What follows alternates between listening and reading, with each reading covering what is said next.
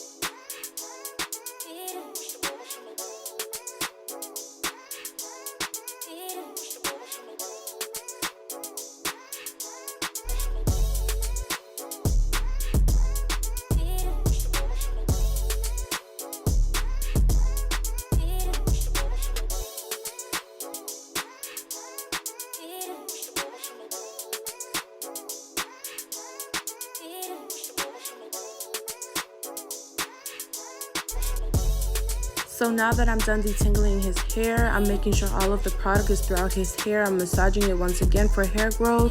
Here you see me using a soft black bristle brush. You can get it from your local beauty supply store. I am molding it within a ponytail or a bun or puff, whatever you decide to do. Now I'm taking my gel. The gel that I'm using is the Cantu gel. I'm taking a dime size amount and I am putting it along the surface of his hair. This will allow you to have that sleek, put together look. I am also making sure that I'm getting all of the flyaways on the ends. You saw me doing a little finger detangling. So this right here, I'm using Gorila Snot. This is completely optional. I'm just putting it along the perimeter of his hair to give it that extra sleek look.